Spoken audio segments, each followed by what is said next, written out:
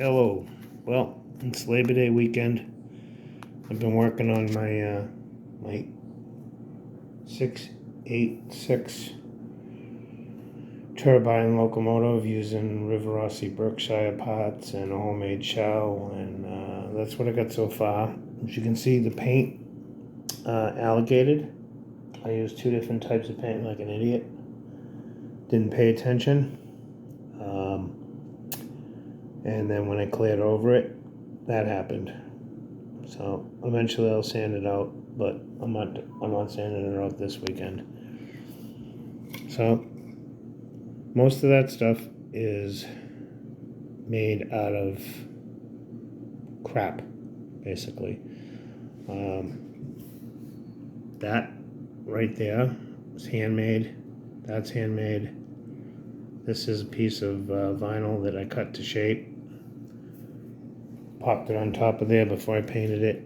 Put little used crazy glue with the razor blade and put basically like rivets. If you can see the detail on there. The smokestacks were made from the yellow butt connectors. I pulled the piece of metal out and ground them down to shape. There's a piece of lexan underneath there for the surround. That piece right there. This is made out of basically PVC, grinded into shape with the Dremel. I got some light pods on there that there's going to be lights right there. That's the light. That headlight works. There's some side pieces cut out. That's where the number 80, I think it's 8600 that goes there.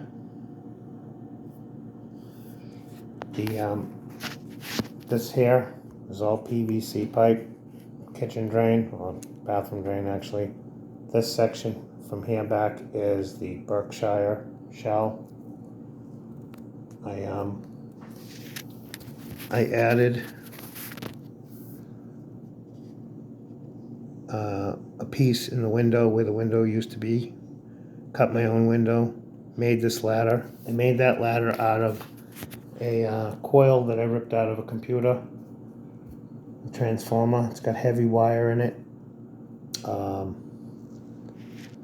I double bent it, cut pieces, made the ladder out of that, and basically glued it, sprinkled it with crazy glue. Not crazy glue, baking soda, and then ground it back down into shape.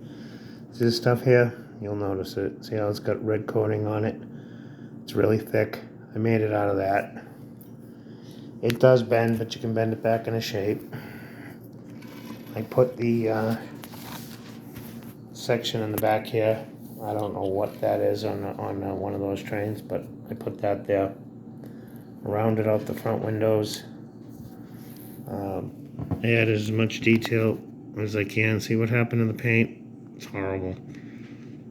But these are resistors that are cut in half. I gotta paint them gold and glue them down. Then I made all the detail. That's this right here. That coil is made out of that red wire I showed you. These pipes are made out of thick, heavy,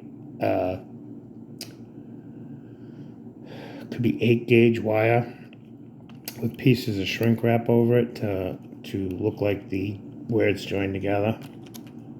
I'll pull the cover off in a minute. This section here is cut it out of lexan. I used the computer program to plot it, and then I just snapped the plastic.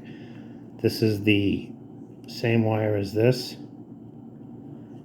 which I put a piece of shrink wrap over it and heated out the ends, ran the wires. These compressor pieces came off of the front end of the actual Berkshire. I saved those, glued them in,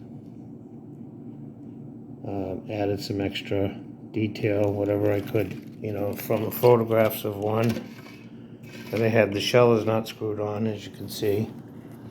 I did the same thing with the metal piping. You can see it basically goes nowhere, just to add a little detail. I do have to make a couple more pieces that go here. Same thing here. with the piping.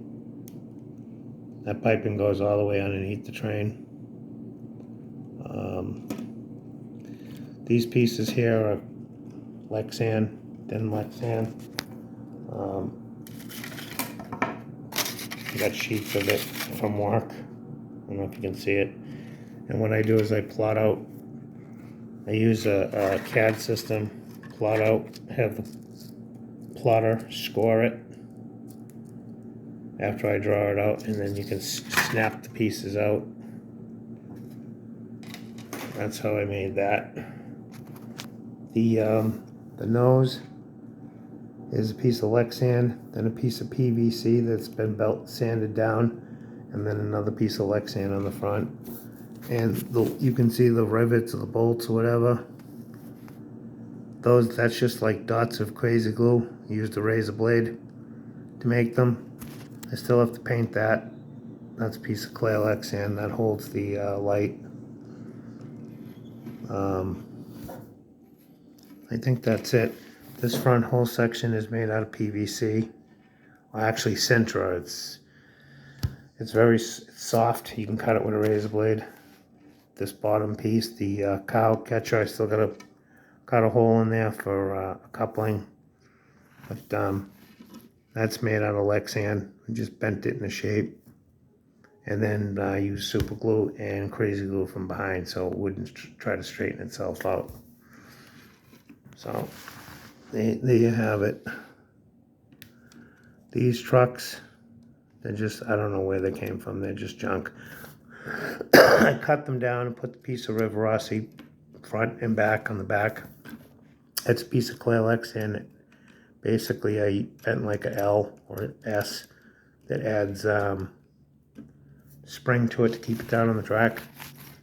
This front one has metal wheels because it actually picks up. Same thing, you hear it? Spring loaded.